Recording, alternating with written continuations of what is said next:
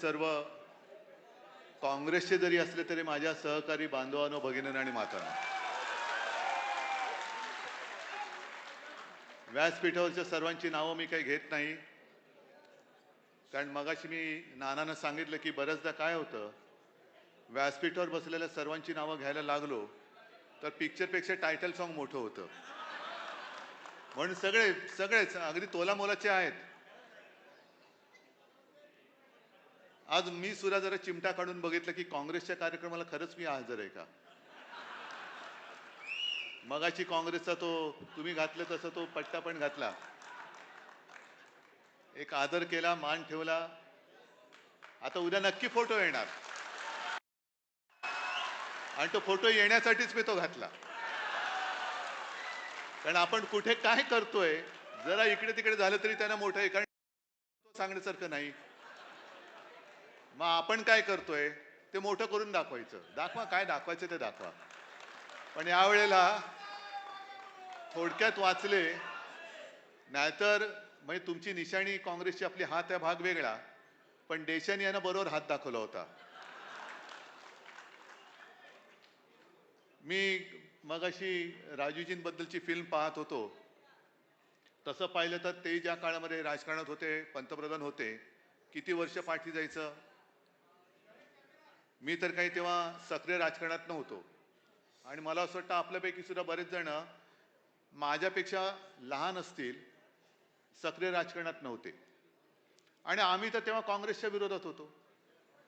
काँग्रेस काय, मग तेव्हा पवारसाहेब सुद्धा काँग्रेसमध्ये होते. मी काँग्रेसच्या विरोधातली माझ्या वडिलांची भाषणं ऐकत मोठा झालो. आणि मी म्हटलं मग बोलायचं काय. एक गोष्ट नक्की, जे पटत नव्हतं ते त्याही वेळेला बोलत होतो, आजही बोलतोय आणि उद्याही बोलेन. पण त्या बोलण्याला, त्या विरोधाला सूड भावनेने आम्ही कधी बोललेलो नाहीये. आजचा आपण जो दिवस साजरा करतोय, साजरा म्हणजे राजूजींचा जन्मदिवस, सद्भावना, ही एका बाजूला सद्भावना आणि दुसऱ्या बाजूला सूड भावना. आम्ही नेहमी सद्भावनेच्या बरोबर आहोत. विरोध केला, जरूर केला. अगदी पवार साहेब आणि शिवसेना प्रमुखांची सुद्धा मैत्री घनिष्ठ होती. काय दोघांचं नातं तेच सांगू शकतील. मैत्री, त्यांची मैत्री सुद्धा तशीच. आणि व्यासपीठावरती उभं राहिले का दोघंही बोलायचे एकमेकाच्या विरोधातही तसंच. हे मी तुम्हाला का सांगतोय की तरीही पवार साहेब काय, काँग्रेस काय, शिवसेनेपेक्षा जास्त दिवस सत्तेत होती. विरोध तर आम्ही कडाडून करत होतो, पण सूड भावनेने कधी ना काँग्रेस आमच्याशी वागली ना आम्ही काँग्रेसशी वागलो. याला राज्यकर्ता म्हणतात. मला एक आठवण नक्की सांगावीशी वाटते. 95 साली जेव्हा शिवसेना आणि भारतीय जनता पक्षाचं सरकार आलं, मनोहर जोशी मुख्यमंत्री होते, गोपीनाथ मुंडे उपमुख्यमंत्री होते आणि मी स्वतः साक्षी आहे त्या गोष्टीला. दोघंही घरी भेटायला नेहमी येत जात होते शिवसेना प्रमुखांना. बऱ्याचदा मी आजूबाजूला असायचोच, कधीतरी गप्पा असतील तर मी त्याच्यात बसायचो. पण निवडून आल्यानंतर, शपथ घेतल्यानंतर जेव्हा ते पहिल्या प्रथम मातोश्रीत आले, तेव्हा बाळासाहेबांनी तेव्हा त्यांना सगळ्या दोघांनी सांगितलं होतं, बाळासाहेब जोशींना पंत म्हणायचे आणि गोपीनाथजींना ते अरे तुरे म्हणायचे. आणि माझ्यासमोर सांगितलं, पंत तुम्ही मुख्यमंत्री आहात, गोपीनाथ तू उपमुख्यमंत्री आहेस, तुम्ही राज्याचे मुख्यमंत्री आणि उपमुख्यमंत्री झालात. आपल्या विरुद्ध काँग्रेसची लोक आंदोलनं करतील, रस्त्यावरती उतरतील, पण त्यांच्यावरती लाठी चालवायची नाही, अजिबात नाही. आहेत, आपण विरोधी पक्षात होतो, आपणही आंदोलनं केली. आज आपण सत्तेत आहोत, ते आंदोलन करतील, पण आपल्या विरोधात आंदोलन जरी केलं तरी त्यांच्यावरती लाठी उगारायची नाही. जरी ती काँग्रेसची असली तरी माझ्या महाराष्ट्राची मुलं आहेत, माझ्या महाराष्ट्राची मुलं आहेत. हा जो एक माणुसकीचा भाग असतो तो हल्ली जात चाललेला आहे. अगदी राजूजींबद्दल सुद्धा सडेतोड शब्दामध्ये शिवसेना प्रमुखांनी टीका केली. पण कधी त्या काळामध्ये शिवसैनिकाच्या घरी ईडी, इन्कम टॅक्स, सीबीआय आलेलं मला आठवत नाही. म्हणजे आम्ही विरोधात होतो ना. आता तर आम्ही यांनाच डोक्यावरती भूत बसवलं आम्ही. अनेकदा काय होतं की माणसं कळायला काही वेळ जावा लागतो. राजीवजी कसे होते जरा कळायला वेळ लागला, तसं आताची लोक कशी आहेत हे कळायला थोडा वेळ लागला. पण माणसं कळल्यानंतर आपण सुधारलं पाहिजे.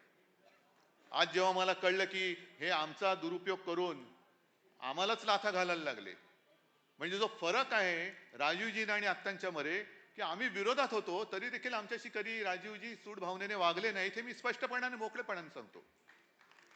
पण जी शिवसेना जिच्यामुळे तुम्ही सत्तेत आला, मित्र म्हणून तुमच्या संकटाच्या काळात तुमच्या सोबत राहिली, त्या शिवसेनेला म्हणजे आपल्या संकट काळाच्या मित्राला संपवायला निघालेले हे आपले मित्र कसे होऊ शकतात? हे कसे होऊ शकतात? आणि एक सज्जन सभ्य माणूस, जरी मी राजकारणात तेव्हा सक्रिय नव्हतो, पण माझ्या मनात राजूजींबद्दल हीच एक भावना नेहमी राहिली की सज्जन आणि सभ्य माणूस, सुसंस्कृत माणूस, जे फार महत्वाचं आहे. आपल्या देशाची संस्कृती पुसून टाकणं, संस्कार पुसून टाकणं, महाराष्ट्राचे संस्कार पुसून टाकणं, याला राजकारण नाही म्हणत, जे आज चाललेलं आहे. पण एक चांगला सुसंस्कृत माणूस, मोठ्या प्रमाणात त्यांनी लसीकरण केलं, पण मला आठवत नाही कोणत्याही लसीकरणाच्या सर्टिफिकेटवर राजीवजींचा फोटो आहे. मला नाही वाटत कधी कोणत्याही समस्येकडे त्यांनी पाठ दाखवली. जसं मणिपूर पेटलंय, पेटू रे, जळू रे.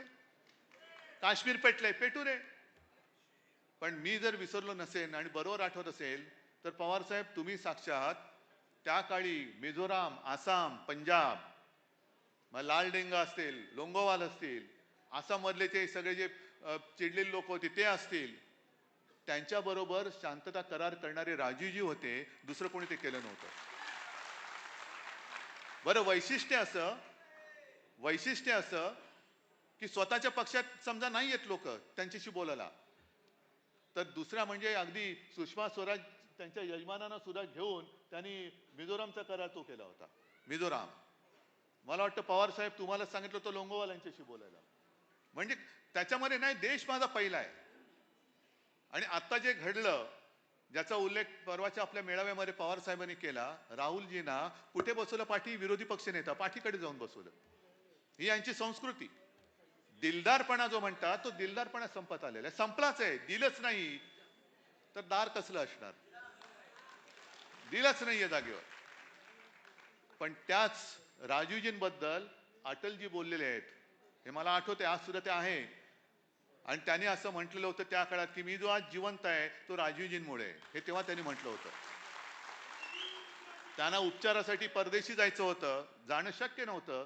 राजीवजीने त्यांचं नाव त्या शिष्टमंडळात टाकलं, त्यांना तिकडे पाठवलं आणि त्यांच्या उपचाराचं संपूर्ण देखभाल त्यांनी केली. आणि मला असं वाटतं खर्च पण केला असेल. आहे ना, विरोधी पक्षात होते. आता काय म्हणतील, अरे विरोधी काय, माझ्या पक्षात असलं पण मला थेट जर का आव्हान असेल तर मेला तर मरू दे. हा कद्रूपणा नव्हता त्यांच्यामध्ये. आणि तसं पाहिलं तर नारा न देता 400 पार त्यांनी मिळून दाखवलं त्या जागा. अबकी बार नाही, त्यांनी 400 पार केलं होतं. पण 400 पार केल्यानंतर एक मजबूत पकड होती. आपण नेहमी जे सांगतो ना, मजबूत सरकार पाहिजे, मजबूत. आहोत 400च्या पलीकडे गेल्यानंतर आणखीन काय मजबूती पाहिजे तुम्हाला? संविधान त्यांनी तेव्हाच बदललं असतं. पण मला एका गोष्टीचं खरंच त्याही वेळेला एक अप्रूप वाटलं होतं की एवढी सत्ता देशाने दिल्यानंतर या माणसाने काय केलं? सत्तेचं विकेंद्रीकरण केलं, पंचायत राज. आज सगळं मला पाहिजे. तुमच्या सोसायटी, हाऊसिंग सोसायटीचा चेअरमन सुद्धा मीच. कुठली बाग असले तर त्याचं सुद्धा अध्यक्ष मीच. हा जो मीपणा आहे ना, मीपणा, हा त्यांच्यामध्ये नव्हता. म्हणून त्यांनी पंचायत राज आणून जी लोकशाही म्हणतो ते अधिकार वाटून टाकले होते. आज सगळं काय वन नेशन वन इलेक्शन. मग महाराष्ट्र तुमच्या नेशन मध्ये येत नाही का? म्हणजे आता जे वर्षातही तू जो उल्लेख केलास, बदलापूर मधली घटना संतापजनक आहे, अत्यंत विकृत.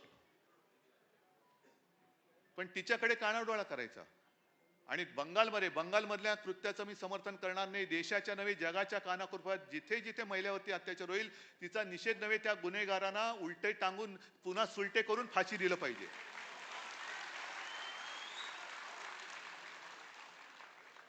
पण आपलं काय होतं की मध्ये मध्ये आपल्याला जाग येते. त्यावेळेला ते निर्भया प्रकरण गाजलं. निर्भया प्रकरण झाल्यानंतर मी आज सकाळी सुद्धा चॅनलशी बोलताना बोललो, खटला चालला, फास्ट ट्रॅकवरती खटला चालला पाहिजे. किती काळ खटला चाललाय. मग त्याच्यानंतर शिक्षा सुनावली गेली, मग वरच्या कोर्टात, त्याच्यावरच्या कोर्टात, त्याच्यावरच्या कोर्टात, मग राष्ट्रपतींकडे.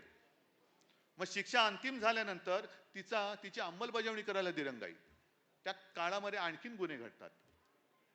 मग काय आपण लाडकी बहीण कुठे आज सुद्धा मी बघितलं टीव्हीवरती आणि चॅनलवरती तिथल्या सगळ्या भगिनी आक्रोश करतायत, आम्हाला नको तुमचे 1500 रुपये, आमची लेकरं जर का सुरक्षित नसतील तर तुमची 1500 रुपये आम्हाला नको होत. हे कोणीच त्याच्याकडे बघत नाही. पण मी मध्ये म्हटलं ना, काय वाटेल ते करा. म्हणजे मी काँग्रेसच्या सोबत आलो तर मी हिंदुत्व सोडलं. मग तुम्ही म्हणजे भाजपवाले अगदी नरेंद्र मोदी जे चंद्राबाबूच्या मांडीला मांडी लावून बसलेत, नितीशच्या बाजूला मांडीला मांडी लावून बसलेत, संघमुक्त भारत म्हणणारे नितीश कुमार हे हिंदुत्ववादी आहेत. चंद्राबाबूंनी जे त्यांच्या जाहीरनाम्यात जाहीर केलेलं आहे ते तुम्हाला चालतं.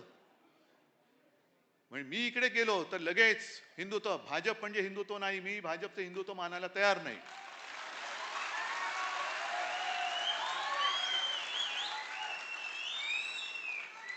आणि मग मध्ये जो एक त्यांनी शब्द काढला होता, म्हणजे मी ते वाचलं, आसामचे मुख्यमंत्री आहेत, त्यांनी आणखीन काय काय शब्द काढलेत, पूर जिहाद, हे जिहाद. तर पूर जिहाद,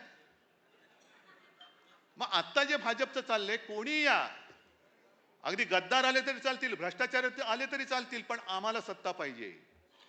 हा यांचा सत्ता जिहाद आहे, हा सत्ता जिहाद आहे. आणि या सत्ता जिहादच्या विरुद्ध आपण सगळे एकत्र आलेलो आहोत. प्रतिज्ञा घेतली, चांगलंय. कोणत्याही, मी आहे, अभिमान आहे, मी हिंदुत्व सोडलेलं नाही, कदापि सोडणार नाही. पण याचा अर्थ दुसरा कोणीतरी केवळ दुसऱ्या धर्माचा आहे म्हणून त्याच्यावर मी अन्याय करीन, हे माझं हिंदुत्व नाहीये, हे माझं हिंदुत्व नाही. आणि म्हणून त्या प्रतिज्ञेच्या शेवटच्या 4 ओळी आहेत त्या, इतर सर्वांना आपण जातीपाती धर्म बरोबर आहे, पण महाविकास आघाडी म्हणून निवडणुकीला सामोरे जाताना त्या शेवटच्या 4 ज्या ओळी आहेत, आपापसात आम्ही भांडणार नाही, या आपल्याला सुद्धा लागू आहेत. आणि मला खात्री आहे, एकदा आपण करून दाखवलेलं आहे, लोकसभेत करून दाखवलंय, अजून पुरता सुपडा साफ त्यांचा झालेला नाही, तो या निवडणुकीत करायचा आहे.